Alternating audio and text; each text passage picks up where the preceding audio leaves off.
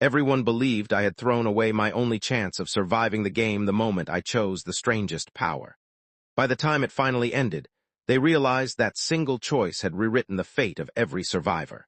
I used to think my biggest problem was passing my college entrance exams. Looking back, that version of me had no idea how lucky he was. My name is Kai Mercer. I was 18 years old when the world stopped making sense. It happened on an ordinary Tuesday. The sky was clear. The buses were late. Students complained about homework. Office workers hurried through crowded streets with coffee in one hand and their phones in the other. Nothing felt unusual. Nothing warned us. Then, every electronic screen on Earth went black. Phones, televisions, computers, billboards, even the tiny display on the microwave inside the cafe where I worked after school. Everything for exactly 5 seconds. People stared in confusion. Some thought it was a power outage. Others joked that the internet had finally died. Then the screens lit up again instead of returning to normal. Every single one displayed the same sentence. Welcome, candidates. Nobody laughed anymore. A second line appeared. Your world has been selected. Someone near the cafe dropped a glass. It shattered across the floor. Another message appeared. Prepare for the first evaluation. A timer appeared underneath. 0:59 and 59 seconds 1 hour. The countdown immediately began. What is this? A customer frowned at his phone. Some kind of hack. Outside, cars slowed, people gathered on sidewalks. Everyone looked at the nearest screen. Within minutes, the internet exploded. Government accounts denied responsibility. Television stations couldn't remove the message. Even handwritten digital signs in hospitals displayed the same countdown. Nobody could change it. Nobody could turn it off. The timer continued falling. 53 minutes, 52, 51. Experts called it the largest cyber attack in history. Religious leaders declared it a sign from heaven. Conspiracy theorists claimed aliens had arrived. Everyone had an explanation. Nobody had proof. I closed the cafe early after the owner practically shoved everyone outside. There won't be any customers today, he muttered. He wasn't wrong. The streets were packed. Police officers tried calming crowds. News helicopters circled overhead. People kept staring at the countdown, as if watching it closely might stop it. It didn't. I started walking home. About halfway there, my phone vibrated. The countdown disappeared. A new message replaced it.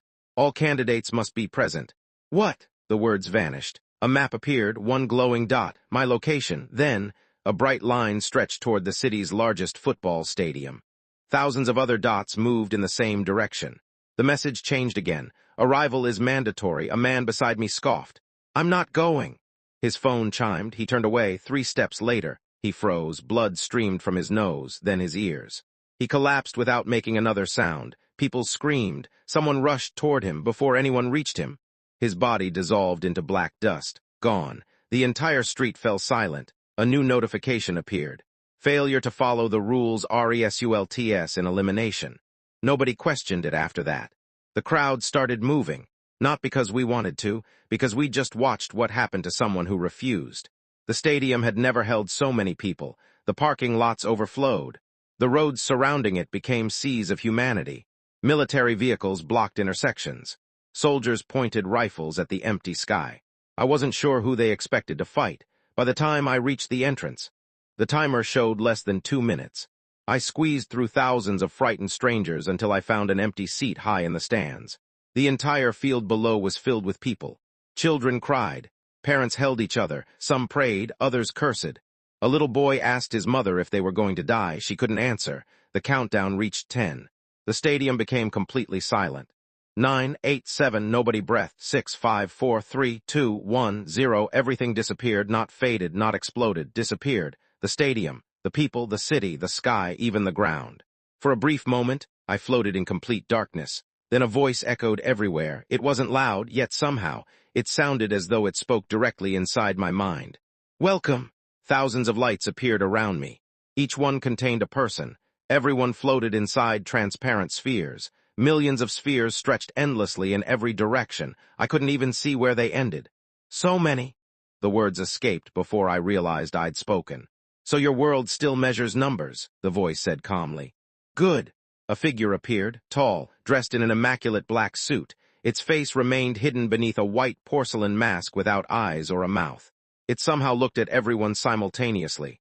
I am the curator. The name settled into my mind as though I had always known it. You have been selected to participate in the eternal game. Fear spread instantly. Someone shouted. This is kidnapping, another screamed. Send us back. The curator remained motionless. When a civilization reaches the required threshold, it receives an invitation. We never accepted, a woman cried. You misunderstand. The curator tilted its head. The invitation was never optional. Silence. You may think yourselves intelligent. You may think yourselves advanced. In the greater universe, you have not yet taken your first step. The darkness behind him shifted. Stars, galaxies, worlds unlike anything I had ever imagined. Some burned blue, others floated as giant crystal rings. One looked like a living tree surrounding an entire sun. My chest tightened. Earth wasn't alone, not even close. There are countless civilizations. Many have entered the eternal game. Most no longer exist. A cold shiver ran down my spine. The purpose of the game is simple. Survive, a man shouted. If we refuse, the curator answered immediately. You already know. Nobody asked again. The curator raised one hand. The darkness split apart. Then, cards, an endless ocean of floating cards appeared above us. They glowed with every imaginable color. There had to be millions. No, billions. Each one carried a different symbol. Flames, lightning, eyes, swords, animals, stars, shadows, machines, things I couldn't even recognize. Murmurs spread through the crowd. What are those? They are your futures, the curator continued. Every candidate shall receive one ability, one choice, one beginning. The cards slowly descended. Each sphere now contained thousands floating around its occupant. I stared in disbelief. There were so many. I reached toward one. A description instantly appeared. Pyrokinesis, manipulate and generate fire, a classic. Another, teleportation, move instantly within visible range. Another, iron body, temporarily harden your body beyond steel. Another, regeneration. Another, lightning manipulation. Another, gravity shift. Another, every card seemed incredible. My heart pounded faster. People around me had obviously discovered the same thing. Excited voices echoed from every direction. I found time freeze. I have dragon transformation. This one controls storms. I'm taking this, the curator spoke again. Choose carefully. Abilities cannot be exchanged. Abilities cannot be abandoned. Abilities evolve only through understanding. That last sentence caught my attention. Not training, not leveling, understanding, interesting. I ignored the flashy abilities for a moment. Instead, I kept reading. Thousands of cards drifted around me. Most looked absurdly powerful. Some looked completely useless. One allowed someone to speak every known language. Another made plants grow faster. One merely changed the color of objects by touching them. Why would anyone choose that? I kept searching. Minutes passed. Then, one card floated lazily in front of me, unlike the others. It looked painfully ordinary. Gray, no decoration, almost forgotten. I picked it up. Archive, store any object you are physically holding inside a personal space. Stored objects remain unchanged regardless of time. Retrieve stored objects instantly. Initial capacity, 100 objects. Evolution requirements unknown, combat rating minimal. I blinked. That was it. An inventory, no strength, no magic attacks, no enhanced body, just storage. I almost laughed. Then I noticed something. The description never mentioned weight or size or distance, only object. What counts as an object? I whispered. The card didn't answer. I looked back toward teleportation. Time freeze, lightning. Any sane person would choose those, right? Still, something bothered me. If abilities evolved through understanding, then simple descriptions might hide incredible possibilities. Besides, would powers like time freeze really be left lying around so casually? Wouldn't everyone pick them? Unless there was a catch. I started reading more carefully. Sure enough, the powerful abilities all carried severe restrictions hidden beneath their descriptions. Time freeze. Duration, 1 second. Cooldown, 24 hours. Teleportation. Maximum distance, 5 meters. Repeated use causes severe physical exhaustion. Dragon transformation. Consumes lifespan. Gravity shift. Only affects objects lighter than 20 kilograms. Interesting. Very interesting. None of them were as overwhelming as they first appeared. I looked back at archive. No cooldown, no energy cost, no listed limitations, just 100 objects. Maybe I was overthinking. Maybe I was about to make the dumbest decision of my life. A familiar voice interrupted my thoughts. Kai! I turned, several spheres away. I spotted Noah Bennett. He looked just as shocked as I felt. Somehow our spheres had drifted close enough to hear each other. What did you find? He held up a glowing golden card. His grin couldn't hide his excitement. Acceleration. I can multiply my speed. Seriously, he nodded proudly. What about you? I hesitated. I'm still looking. Don't wait too long, he laughed nervously. The good ones will disappear. Would they? The curator never said that. Still, people everywhere were making their choices. Each selected card dissolved into light before entering their bodies. One by one, the remaining cards slowly vanished. Not because they were running out, because everyone was deciding. I stared at archive again, 100 objects. No listed drawbacks. Unknown evolution. Unknown. That word lingered in my mind. The strongest discoveries in history had started with someone willing to explore the unknown. I smiled to myself. Well, I've never been good at playing safe. I pressed my hand against the gray card. I choose archive. The card shattered into countless silver fragments. They flowed into my chest. For a moment, nothing happened. Then a strange sensation spread through my body, like invisible shelves had appeared somewhere beyond reality. Waiting, empty, ready to be filled, the curator's voice echoed once more. Choices confirmed. Around me, some people cheered. Others already looked terrified. One man stared at his own hands in horror. I picked the wrong one. Another laughed uncontrollably after gaining some incredible power. I simply stood there, wondering whether I had made the biggest mistake of my life, or the best decision I would ever make. I had no way of knowing that my very first experiment with archive would happen less than an hour later, and it would reveal something the ability description had conveniently forgotten to mention. The moment every last candidate finished choosing, the billions of floating cards disappeared. Silence settled over the endless darkness. The curator slowly raised a single finger.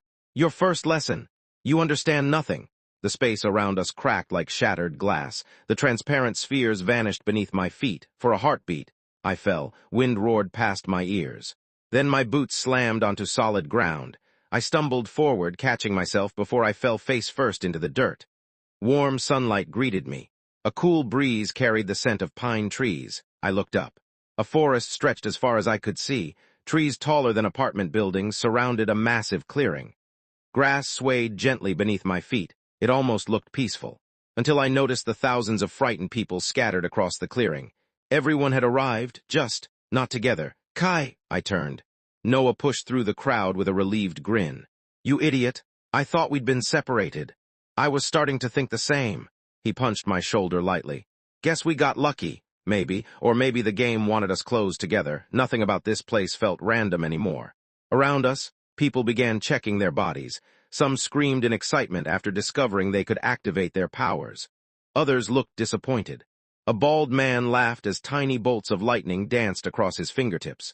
Nearby, a teenage girl floated several centimeters above the ground before squealing with excitement. Another boy accidentally covered himself in stone and immediately panicked because he couldn't move. The clearing filled with nervous chatter. What now? Do we just leave? Where even are we? I concentrated on my own ability, almost instinctively. A translucent screen appeared before my eyes. Kai Mercer ability, archive stored objects. 0/100 status, active, that was it. No instructions, no tutorial, just a reminder that my mysterious storage space was completely empty. So yours works too? Noah asked. You can see a screen? Yeah, he nodded. Mine says acceleration. I think I can increase my speed for short bursts. Any downside? He frowned. It doesn't say. Of course it didn't. The curator wasn't the type to hand out free information. A deep vibration rolled across the forest. Everyone looked upward. A giant golden screen slowly appeared in the sky. Letters carved themselves across its surface. First trial objective, survive until sunset. Time remaining 11:59 and 59 seconds reward, qualification for the second trial. Failure, death. That's it, someone laughed. We literally just have to survive? This is easier than I expected. I thought we'd be fighting monsters or something. The timer began counting down. 11:59 and 58 seconds. 11:59 and 57 seconds. The curator spoke one final sentence. May your choices prove worthy. Then, he disappeared. People stood awkwardly for several seconds. Nobody knew what to do. Eventually, someone shrugged. If survival is the goal, let's stay together. Hundreds immediately agreed. Large groups started forming. Families stayed close. Friends reunited. Others gathered around people whose abilities sounded powerful. Fire users over here. Healers, anyone with healing. I can create barriers. Within minutes, order slowly replaced panic. Noah leaned toward me. What do you think? I glanced toward the silent forest. It's too quiet. Almost as soon as I said it, every sound vanished. The wind stopped. The birds disappeared, even the leaves became still. A chill ran down my spine. Something was wrong, very wrong, then. A scream echoed through the trees. One scream became three became dozens. People turned toward the forest. What was that? Branches snapped. Heavy footsteps thundered closer. The first creature burst into the clearing. It looked like a wolf. If wolves were the size of bears. Dark gray fur covered a body packed with muscle. Its claws gouged deep trenches into the ground. Rows of razor-sharp teeth filled its oversized mouth. Above its head floated glowing white letters. Feral beast, the monster didn't hesitate. It lunged. A middle-aged man barely had time to raise his hands before the beast ripped into him. Blood splashed across the grass. Silence lasted less than a second. Then the clearing exploded into chaos. Run! Hundreds of feral beasts poured from every direction. The peaceful forest became a slaughterhouse. People scattered. Some activated their abilities immediately. Flames erupted. Ice spikes burst from the earth. A woman fired glowing arrows made entirely of light. Several beasts fell. Many more kept coming. A young man transformed one arm into steel. He crushed a beast's skull. A second later, another creature bit through his neck. Power alone wasn't enough. Noah grabbed my arm. This way! We sprinted toward a cluster of rocks. Behind us. The screams grew louder. I refused to look back. Looking back wouldn't save anyone. A massive shadow suddenly dropped in front of us. A feral beast. Its black eyes stared directly into mine. It growled, low, hungry. Noah reacted first. Acceleration! His body vanished. A sonic boom cracked through the air. An instant later. The beast flew sideways. It crashed into a tree hard enough to split the trunk. I blinked. That's insane. Noah wasn't celebrating. He staggered. His breathing became ragged. He grabbed his knee. Used too much. His face had gone pale, so that was the cost. His ability consumed stamina far faster than a normal sprint. The beast slowly climbed back to its feet. Its neck twisted unnaturally, still alive. Then, 4 more emerged from the trees. They surrounded us. Noah clenched his fists. I can do. Maybe one more burst. Save it. What? If you collapse, we're dead. I searched the ground desperately. A thick branch. Sharp enough to use as a spear, I picked it up. The strange instinct returned immediately. Archive! The branch disappeared. A small notification appeared. Stored, wooden branch 1/100. It actually works, I whispered. The nearest beast charged. Retrieve! The branch instantly reappeared in my hands, fast, almost too fast. Interesting. I jabbed forward. The sharpened end struck the monster's shoulder. It barely slowed, not enough. The branch snapped in half. Great, that accomplished absolutely nothing.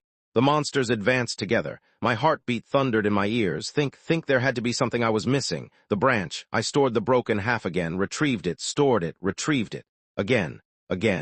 Each time, it appeared exactly where I imagined it, not necessarily in my palm, just where I expected it to be. Wait.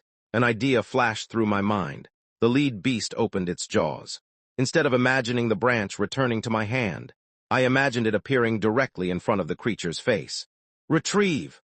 The broken branch materialized inches from its eye. The charging monster couldn't stop. Its own momentum drove the sharpened wood straight into its skull. The beast collapsed. Dead, I froze. That wasn't luck. The notification appeared immediately. Understanding increased. No experience, no levels, only those 2 words. Understanding, so that was how abilities evolved, not by killing, by learning. A second beast lunged, this time. I reacted instantly. Archive! The bloody branch vanished. Retrieve! I pictured it appearing 3 meters above the charging beast. It did. Gravity handled the rest. The sharpened wood pierced straight through its eye. Another kill. Noah stared at me. Kai, I don't think your power is just storage. I don't think so either. The remaining monsters hesitated. Then, a loud howl echoed somewhere deep within the forest. Every beast around us immediately turned. Without another attack, they retreated into the trees just like that. Gone, neither of us moved.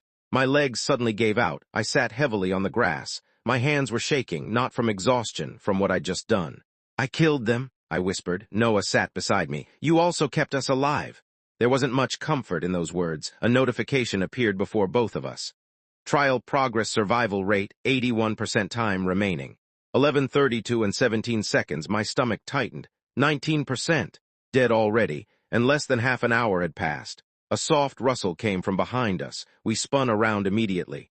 A young woman stepped cautiously from behind a tree.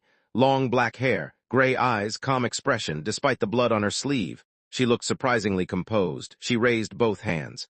"I'm not your enemy." Noah remained tense. "That's what an enemy would say." A faint smile appeared on her face. "Fair point." Her eyes shifted toward the two dead beasts, then toward me. "I saw what you did." I stayed silent. "You chose a weak-looking ability." She paused. "But weak abilities don't kill monsters that efficiently." I still didn't answer. She nodded slowly. "Good. You shouldn't reveal how it works." She extended a hand. "My name is Lyra Vale. If we're going to survive until sunset, we'll have better odds together." Before I could respond, the ground beneath our feet trembled. Once, twice. Then a deafening roar echoed across the entire forest. Whatever made that sound, it was much, much bigger than the wolves. The roar rolled through the forest like thunder. Every bird that had returned to the trees took flight again.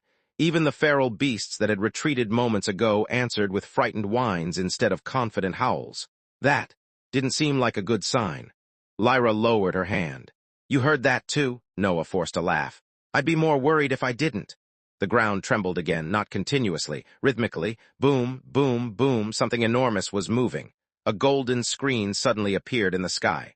"Emergency notice: a regional predator has awakened. Avoid unnecessary combat. Survival remains the primary objective." "Regional predator?" I muttered. "I don't like the sound of that." Neither did anyone else. Across the clearing, thousands of people abandoned whatever they had been doing and started running in random directions. Panic spread faster than the monsters ever could. A man with wings launched himself into the air. He barely reached 50 meters before something invisible shot out of the forest. A black spike. It pierced straight through his chest. His body fell from the sky. Nobody even saw where the attack came from. The forest had eyes.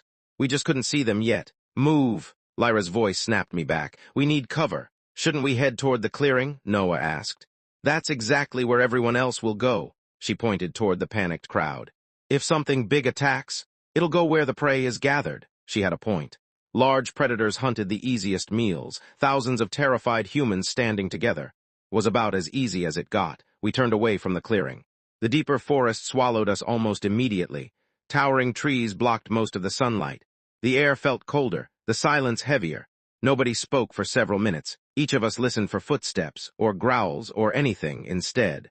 We found bodies. Some looked like they'd been killed by the wolves. Others didn't. One man lay against a tree with no visible injuries. His eyes remained wide open, almost as though he'd died from pure terror.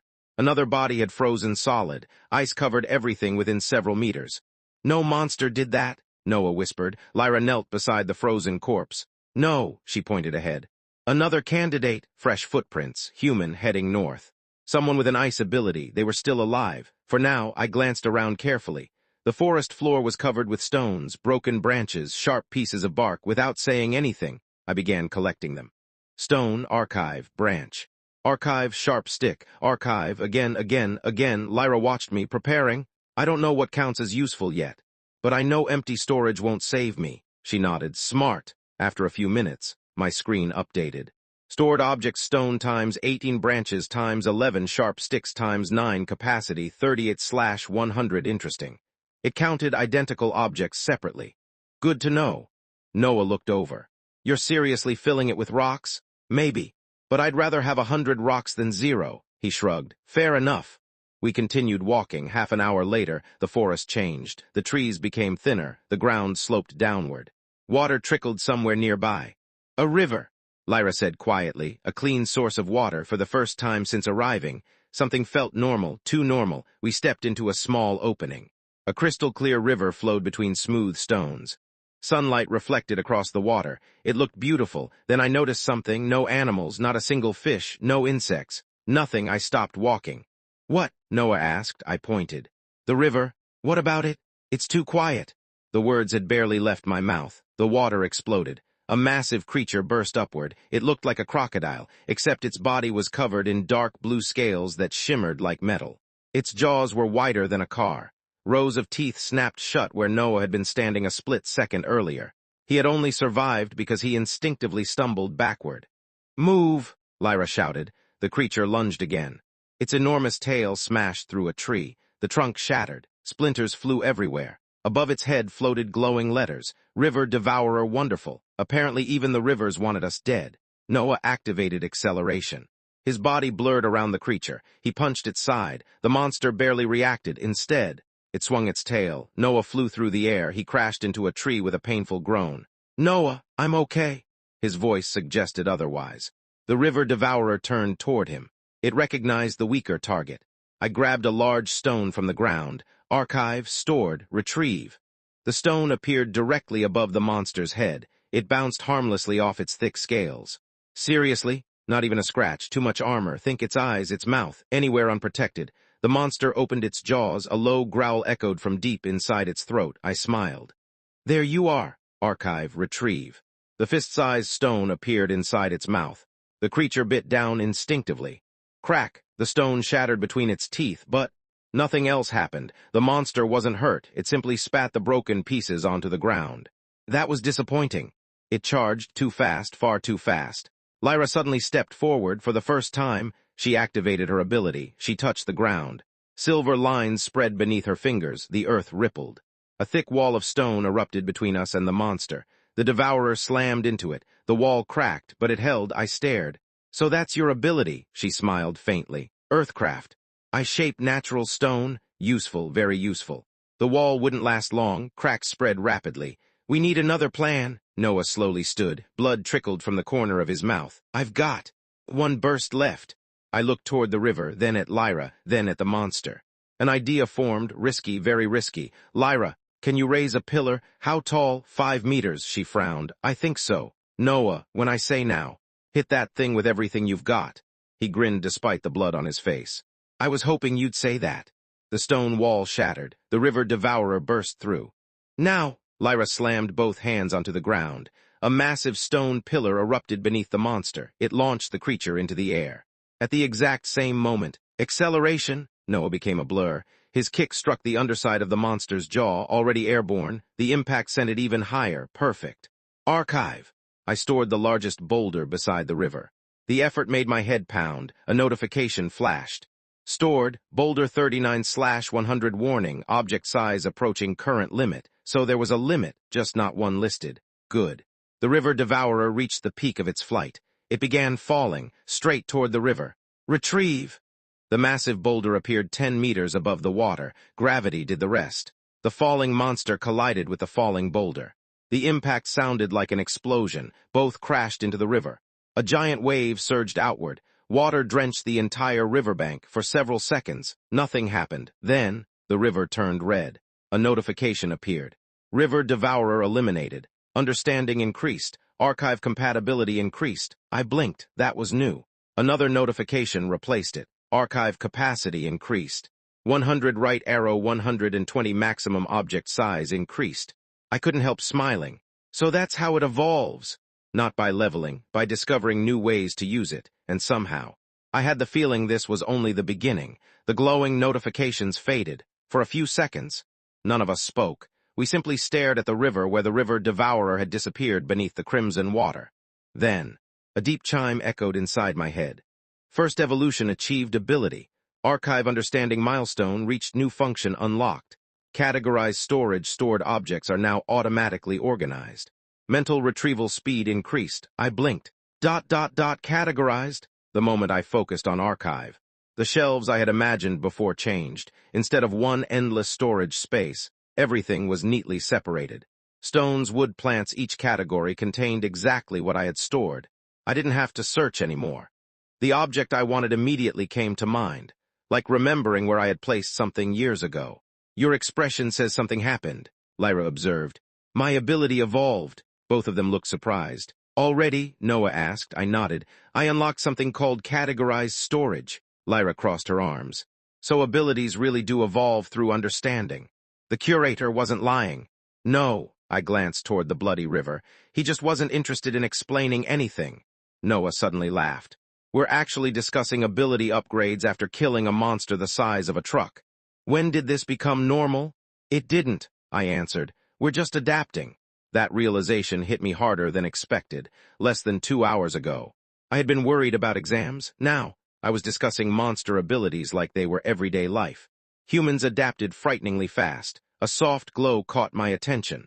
The river devourer's body was dissolving, not into dust. into tiny blue particles. Those particles gathered together, then condensed into a single object resting on the riverbank. A crystal, roughly the size of my fist, dark blue. "What is that?" Noah asked. "I don't know." Lyra crouched carefully beside it. The moment she reached out, a screen appeared. Monster core quality common contains concentrated life essence. Compatible uses unknown. "A monster dropped loot," Noah muttered. "I really hate how much this feels like a game." I picked up the crystal. It felt strangely warm. "Archive." The core disappeared. "Stored, Monster Core 40/120. Nothing happened. No new notification. No warning. Apparently it was just another object. "We should keep moving." Lyra stood. "The fighting probably attracted attention." She was right. If monsters heard battles, they would eventually investigate, and if other survivors did, that could be just as dangerous. Not everyone would stay friendly. We followed the river downstream. The forest gradually became denser. Vines hung from enormous branches. Bright flowers bloomed in patches of sunlight. Everything looked beautiful, too beautiful. I had already learned that appearances meant nothing here. About 20 minutes later, voices reached us. Human voices. We immediately hid behind a cluster of bushes. Through the leaves.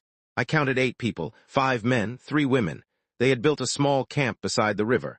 One of them wore shining steel armor. Another casually created balls of fire in his hands. A woman floated several knives around herself without touching them. "Strong abilities," Noah whispered. The armored man noticed us almost immediately. "You 3. His voice carried surprising authority. "You can come out." We exchanged glances. Running now would only make us look suspicious. Slowly, we stepped into the open. The armored man smiled, a confident smile. The kind worn by people already convinced they were in charge. "Good, my name is Victor Graves." His name sounded familiar. Then I remembered, back in the sphere, someone had shouted they had found dragon transformation. That had been him. His confident posture suddenly made sense. Victor looked us over. "What are your abilities?" Nobody answered. His smile faded slightly. "I asked a question." Lyra folded her arms, "and we're under no obligation to answer." One of Victor's companions laughed. "She's got courage." Victor raised a hand, silencing him. "We're building the strongest survivor group." He looked directly at me. "The first trial is only the beginning. The weak won't survive alone. Join us." Noah glanced toward me. I noticed something odd. Victor hadn't introduced anyone else, only himself. Interesting. Leaders who ignored their teammates' names usually viewed them as tools, not equals. "What happens if we refuse?" I asked. Victor smiled again. "You walk away, that's all." "Of course." His answer came too quickly, too smoothly. I didn't believe him. Lyra apparently didn't either. "We'll think about it." Victor nodded. "Do that, but don't wait too long. The game will only become harder." We left. None of us relaxed until their camp disappeared behind the trees. Noah finally spoke. "Something about that guy?" "I know," Lyra answered. "He smiled too much." I nodded. "And he never asked if we were injured. He only wanted to know our abilities." Silence, then Noah sighed. "So, we're definitely not joining him." "Definitely not." Hours passed. The sun slowly climbed higher. The timer now showed just under 8 hours remaining. We had survived longer than I expected, which probably meant the trial was about to get worse. Almost on cue, a blinding pillar of golden light erupted into the sky. Not far away, maybe 2 kilometers, a new announcement appeared. "Event supply shrine activated. Limited rewards available. First come, first served." Noah stared at the screen. "That's bait." Lyra nodded immediately. "It has to be." I agreed, "but rewards if this really was a game. Resources would matter, weapons, food, armor, medicine. Anything could increase our chances in later trials." "We don't have to rush," I said, "but we should at least see what's there." Neither of them argued, so we changed direction toward the golden light the closer we got. The louder the sounds became, shouting, metal clashing, explosions. By the time we reached the edge of another clearing, the battle had already begun. Dozens of survivors were fighting one another, not monsters, each other, over a single stone altar glowing with golden light. "So much for humanity sticking together," Noah muttered. Fireballs flew through the air. Ice spears shattered against stone. Someone controlled vines that wrapped around another survivor's legs. A man with gigantic arms punched a boulder into pieces. Blood stained the grass. Several bodies already lay motionless. The shrine hadn't killed anyone, greed had, and something told me this wouldn't be the last time. I watched in silence. Nobody was fighting the shrine. Nobody was questioning why it had appeared. They had accepted it almost instantly, as though surviving had already become more important than morality. A man sprinted toward the altar. He was only a few steps away when a spear of ice pierced his back. He collapsed face first, before his body even stopped moving. Someone else climbed over him. No hesitation, no regret, just another obstacle. Noah looked away. They were normal people this morning. So were we, Lyra replied quietly. The difference is that they're letting fear make their decisions. The word stayed with me. Fear. That was what the curator had created, not monsters, not powers, fear. And frightened people often became more dangerous than monsters.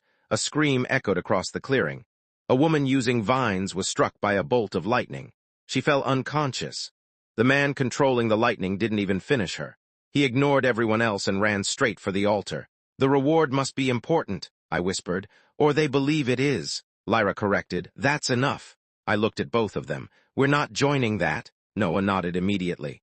Agreed. We turned to leave. Then, a small figure stumbled out of the trees, a little girl, maybe 10 years old. She tripped over a root and landed hard on the ground, behind her. 2 feral beasts burst from the bushes.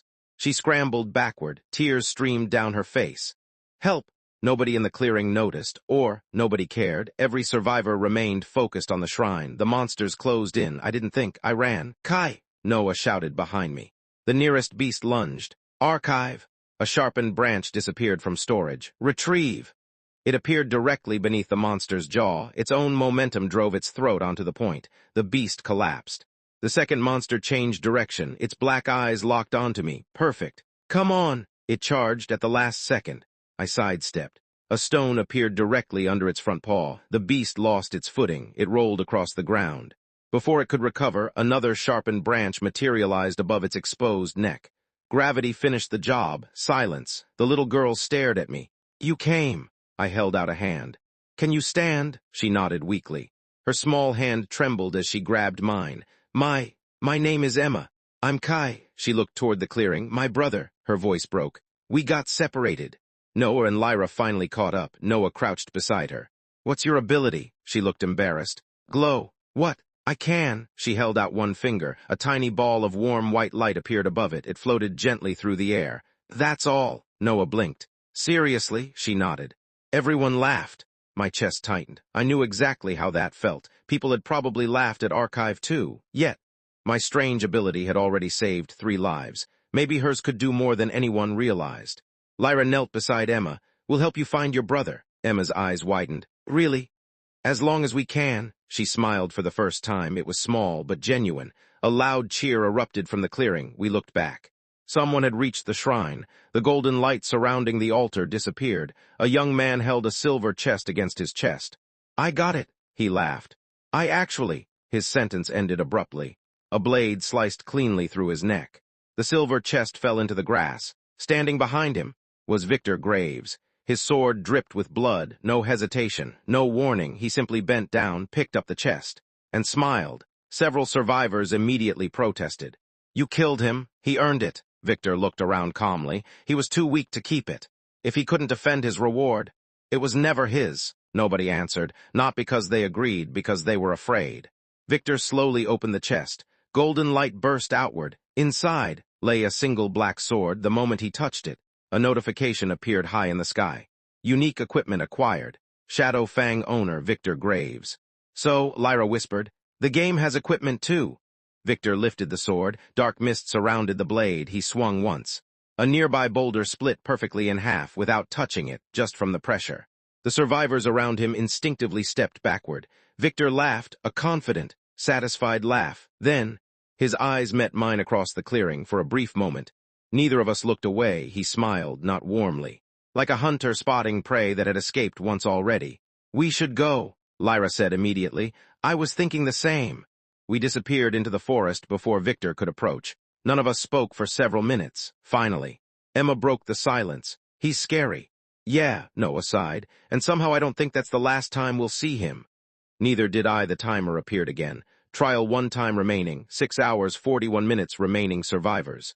62%. I stared at the number. Only 62%. Nearly 4 out of every 10 people. Gone in less than half a day. The monsters weren't the only reason. Humans had started eliminating each other. The realization made my stomach turn. The sun began drifting lower. Long shadows stretched across the forest. For the first time, I noticed something else. The forest itself was changing. The trees seemed closer. "I'm not imagining this," I murmured. Lyra stopped walking. "You're not." She looked behind us.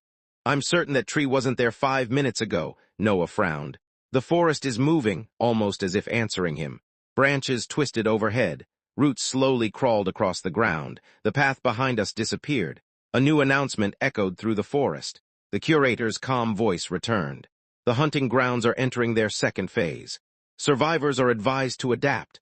Then, silence. Emma grabbed my sleeve. "Kai!" I followed her gaze. The trees ahead slowly parted on their own, revealing a narrow stone staircase descending into complete darkness.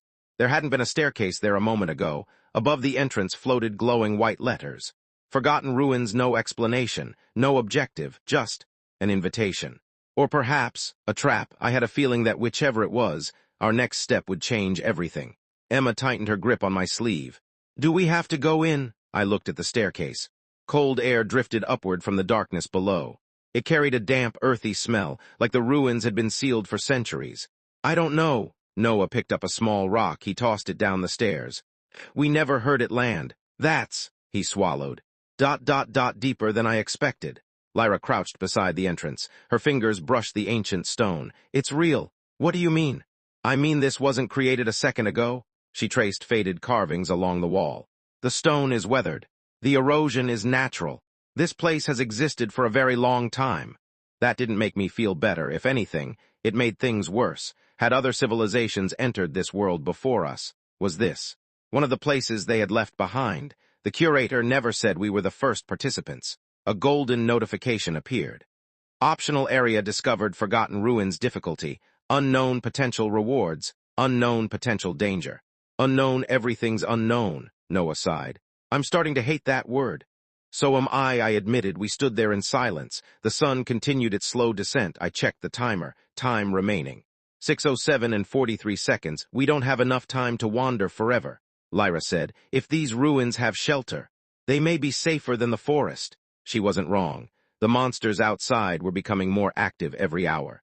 At least inside, the dangers might be predictable. Hopefully, I took a deep breath. "We go in, but we stay together.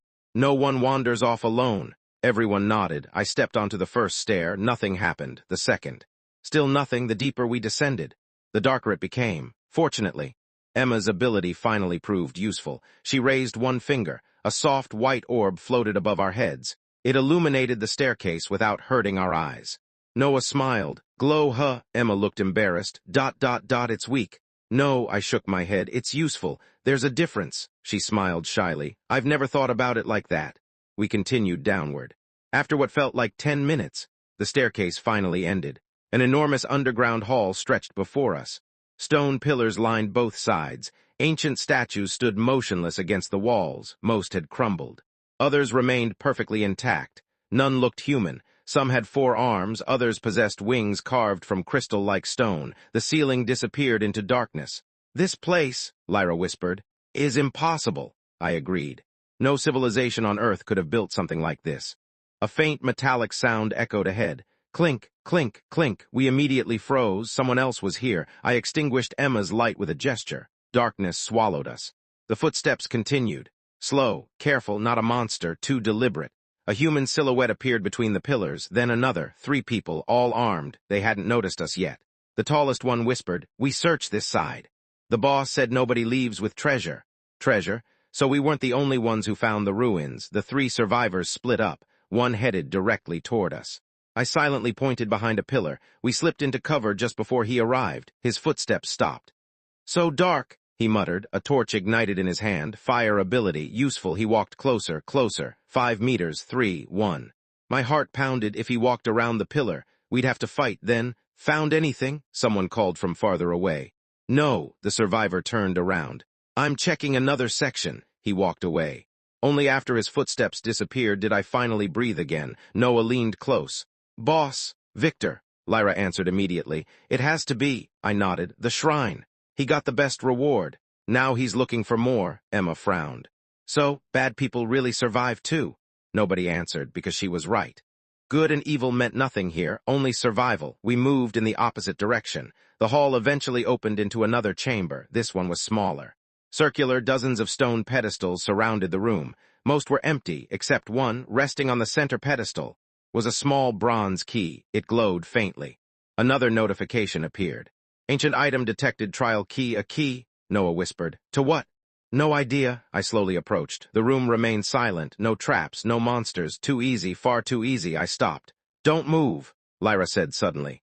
She pointed downward. Thin silver threads stretched across the floor, almost invisible, tripwires. The moment I noticed them, I realized they covered nearly the entire room. One wrong step, and something would happen. I can move some of the stone, Lyra whispered, but not all of it. I studied the room carefully. The key sat only 6 meters away. Then I smiled. What? Noah asked. I don't have to walk there. I focused on the key. Archive couldn't store things at a distance. I needed to touch them first, but retrieving objects was different. An idea occurred to me. I picked up a loose pebble. Archive! The pebble disappeared. Then I imagined releasing it directly above one of the tripwires. Retrieve! The pebble appeared. It fell, touched the wire, click. The entire room shook. Hundreds of arrows erupted from hidden holes in the walls. They crossed the chamber in every direction. The pedestal was struck dozens of times. Had I walked inside, I'd have been dead before taking 2 steps. The arrows finally stopped. Silence returned. Noah let out a slow breath. Good call. I wasn't trying to trigger it. I just got lucky. But the trap had reset. The tripwires slowly rose back into place. Interesting, reusable. I crouched, picked up another pebble, stored it. Retrieved it over another wire. Click. Another volley, then another, again. Each activation emptied more hidden arrow slots. After the 6th trigger, nothing happened. No arrows, only silence. I grinned. I think they're out. Lyra looked impressed. You exhausted the trap. I don't think it was designed for someone who could trigger it from outside. We carefully crossed the room. No arrows, no hidden mechanisms. I reached the pedestal. The bronze key felt surprisingly warm. The moment my fingers touched it, the entire ruin trembled. A deep horn echoed through the underground halls. A crimson notification appeared before every one of us.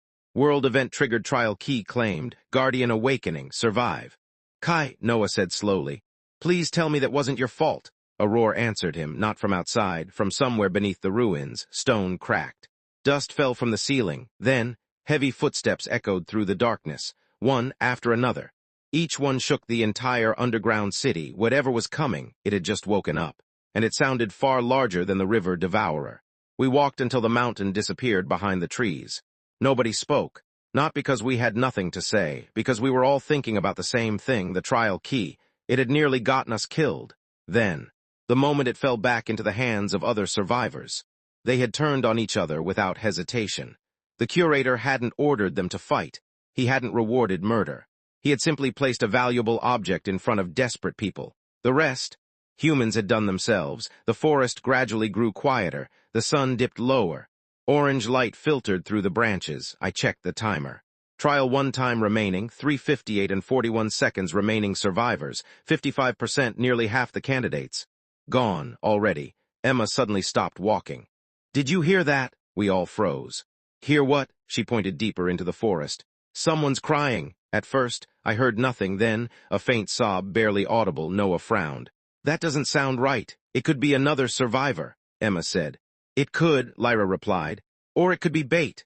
The crying continued, soft, desperate, almost impossible to ignore. I glanced around. The forest itself felt wrong. The sound echoed strangely. Sometimes it came from the left, then from behind us, then somewhere ahead. It's moving, I whispered. The crying wasn't coming from one place. It was circling us. Emma instinctively moved closer to me. Kai, I know. I tightened my grip on a sturdy branch I'd picked up earlier. Stay together, no matter what happens. The sobbing suddenly stopped. Complete silence returned, too complete. Then, a woman's voice echoed through the trees. Please, help me. Noah immediately looked toward the sound. We should check. No, Lyra answered firmly. Listen. We did. The voice repeated exactly the same tone, same pause, same words again and again, like a recording. It isn't a person, I said quietly. It learned those words from someone. A low growl answered me. Several bushes rustled at once. Shapes moved between the trees, not wolves, smaller, faster. One finally stepped into the fading sunlight. It stood roughly as tall as a person. Its body was unnaturally thin. Gray skin stretched tightly over long limbs. Its arms nearly touched the ground, where its face should have been. There was only smooth skin, no eyes, no nose, no mouth. Then, its chest split open, a mouth, filled with dozens of jagged teeth. Above it floated glowing text. Echo Stalker, the creature, spoke in the exact same frightened woman's voice. "Help me," Emma gasped. It copied her. Another Echo Stalker emerged, then another. 8 in total. They slowly surrounded us. One spoke in a man's voice. "Run," another used a child's voice. "Mom," each one perfectly mimicked the sounds they had heard. Noah clenched his fists. "That's disturbing." "Very," I agreed. The creatures suddenly sprinted forward. They moved on all fours, far faster than the wolves. "Scatter," Lyra shouted. "No," I grabbed her arm. "That's what they want." The Echo Stalkers instantly changed direction. They were trying to split us apart. Smart. Much smarter than the feral beasts. I reached into archive, not physically, mentally. The categorized storage made everything easier. Stone. Retrieve. 3 fist-sized rocks appeared in front of me. I threw them in different directions. The creatures instinctively turned toward the movement. Interesting, they reacted to sound, not sight. That explained the missing faces. "They're blind," I shouted. "They hunt by hearing." Noah understood immediately. He grabbed a fallen log and hurled it into the forest. Crash, half the Echo Stalkers raced toward the noise. Perfect. The remaining 4 lunged. Lyra slammed both hands onto the ground. Stone erupted upward. A jagged wall separated 2 monsters from the others. Emma's glowing orb suddenly brightened, much brighter than before. The creatures paused. They tilted their heads toward the light. "They don't like it," Emma exclaimed. "They're sensitive," her weak-looking ability, was affecting them. "Keep it bright," I yelled. She nodded. The tiny orb grew brighter still. The Echo Stalkers hissed. For the first time, they seemed uncertain. One charged anyway. I retrieved a sharpened branch directly in front of it. The creature couldn't stop. It impaled itself. Another leaped over the branch. Noah met it halfway. "Acceleration!" His punch sent it crashing through 2 trees, unlike before. He remained standing. I noticed it immediately. His breathing was heavy, but nowhere near as bad as earlier. "You've improved," he grinned. "I think. I'm learning how to control it." Understanding, not strength, control, just like archive. The last 2 Echo Stalkers suddenly retreated. They disappeared into the trees. I frowned. "They're not giving up."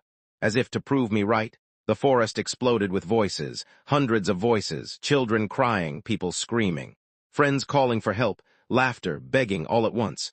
The Echo Stalkers weren't just copying sounds. They were creating chaos. Emma covered her ears. "I can't tell where they are." Neither could I. Branches snapped everywhere.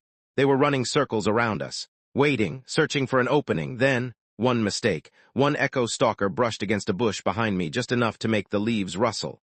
"There," I whispered. "Archive, retrieve."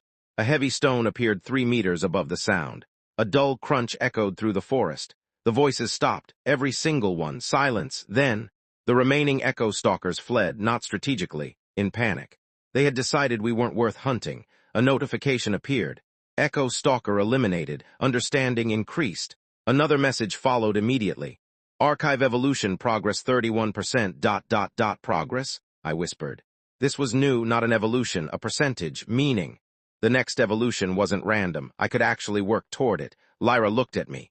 "Something happened again?" I nodded slowly. "My ability.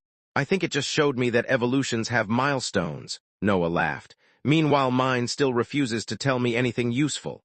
Before anyone could say another word, the sky darkened, not because of clouds.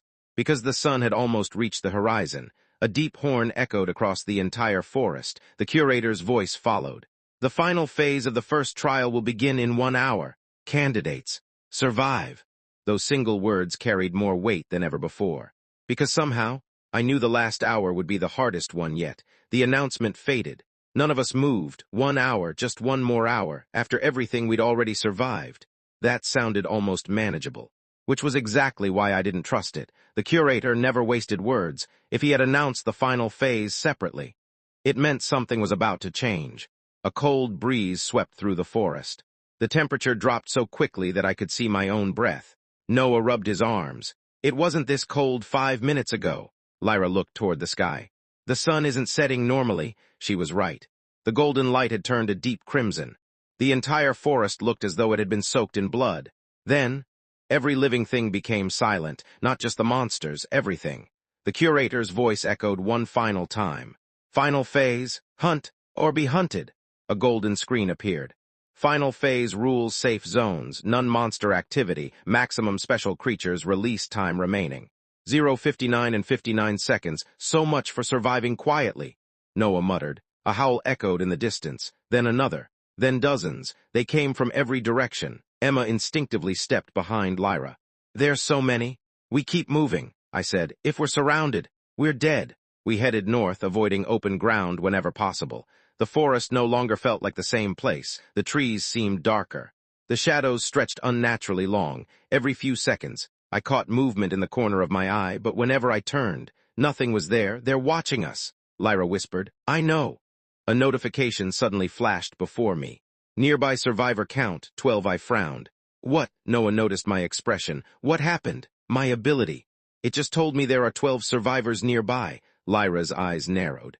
That's new. It wasn't there before. Another evolution, or a passive feature I hadn't discovered until now, before I could think about it. Voices drifted through the trees, human voices, arguing. We carefully approached. A group of survivors had gathered inside a rocky clearing. 12 people, exactly as the notification had said. Most looked exhausted. Several were injured. One woman was using a healing ability on a man's arm, for the first time all day. Nobody was fighting. An older man noticed us first. More survivors? Several heads turned. No one attacked. That alone surprised me. We're just resting, the older man said. If you aren't looking for trouble, you're welcome here. I exchanged a glance with Lyra. She gave a tiny nod. For now, we accepted. The group introduced themselves one by one. The older man was Harold, a retired firefighter. His ability let him reinforce objects. The healer was Sophie. She could accelerate natural healing. Not instantly, but enough to close wounds over several minutes. A tall university student named Mason could manipulate wind. Another survivor, Iris, controlled vines. There were others too, ordinary people, teachers, students, office workers, just like us. For the first time since the game began, it almost felt human. Harold passed around bottles of water. Anyone know how much longer? Less than an hour, I answered. He smiled. Then maybe we'll all make it. Nobody said anything because nobody wanted to jinx it. Emma quietly sat beside Sophie. The healer smiled warmly. Your arm? Emma blinked. She looked down. Only then did I notice the scratches covering her forearm. Sophie gently touched them. A soft green light spread across the wounds. Within moments, the bleeding stopped. Emma's eyes widened. Thank you. Save your thanks, Sophie replied. We're all trying to survive.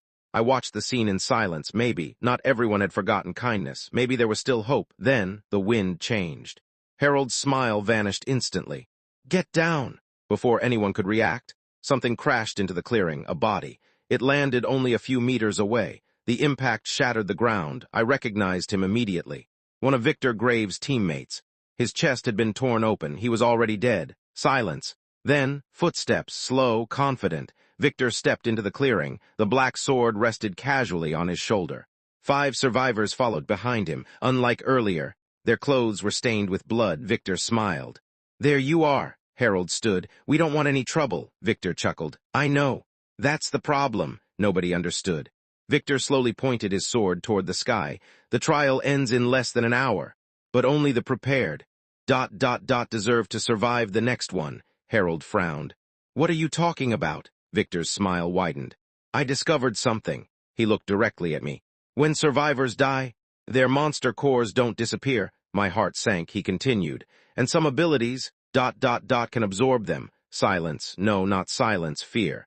Pure fear spread across the clearing. Victor raised his sword. Dark mist swirled around the blade. I've already become stronger. And now, I need more. Harold stepped forward. You've lost your mind. Victor shrugged. Maybe or maybe. I'm simply adapting faster than everyone else. Without warning, he vanished. He wasn't teleporting. He was simply too fast. The black sword flashed. Harold's reinforced shield split cleanly in half. So did Harold. Everything happened in less than a second. Emma screamed. Victor turned toward the rest of us. His smile never disappeared. Run, he said softly. I enjoy a good hunt. And just like that, the clearing erupted into absolute chaos. Harold's body hit the ground. Nobody moved for one impossible second. Everyone simply stared. The man who had shared his water, who had welcomed complete strangers without asking for anything in return, was gone just like that. Victor slowly wiped the blood from his blade. His expression never changed. No anger, no excitement, only calm satisfaction. I'll give you all a choice, He spoke as though discussing the weather. Leave your monster cores, leave your equipment, and I might let you walk away. No one believed him. Sophie was the first to move.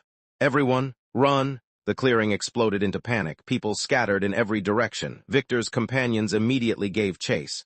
They're splitting up, Lyra shouted. That's intentional, Victor laughed. Exactly.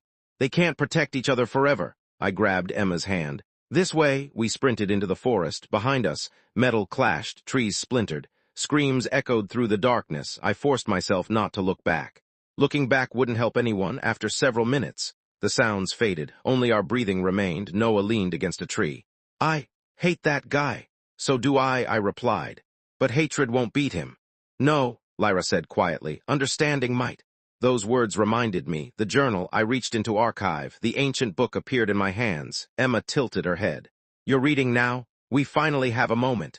If this belonged to another civilization, it might tell us something useful. The pages turned on their own, stopping at a section I hadn't seen before. The writing rearranged itself. Lesson 3, the game rewards observation more than violence. Every trial contains hidden rules. Those who discover them grow faster than those who merely survive. I continued reading. Most participants misunderstand evolution. Understanding does not belong solely to abilities. Understanding the world itself changes your authority within it. Authority, that was a new word. The next page contained only a single sentence. Question everything the curator says. Before I could think about it, the page flipped by itself. A rough sketch appeared. It showed a symbol, a circle, inside it, 3 overlapping triangles. I frowned. I've seen this before. Noah looked over my shoulder. Where? The ruins, Lyra answered before I could. It was carved into the statues. She was right. Every intact statue had carried that same symbol. What did it mean?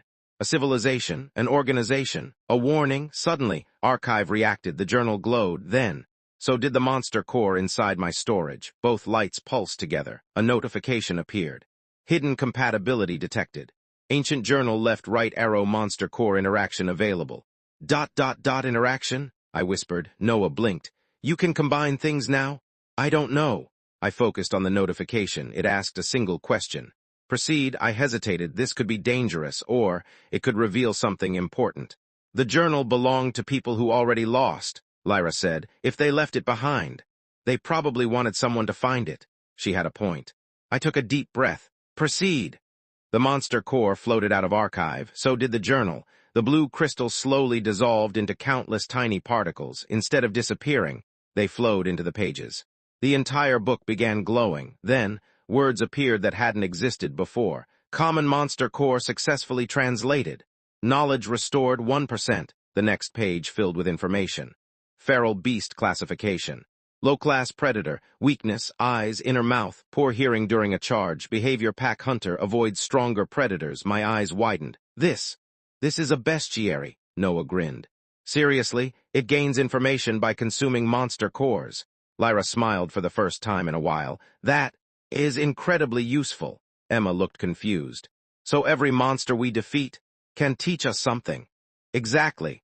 I carefully returned the journal to archive. The notification disappeared. Interesting, very interesting. The journal wasn't just a book, it was growing. Just like my ability, a distant explosion interrupted my thoughts. Orange light flickered between the trees.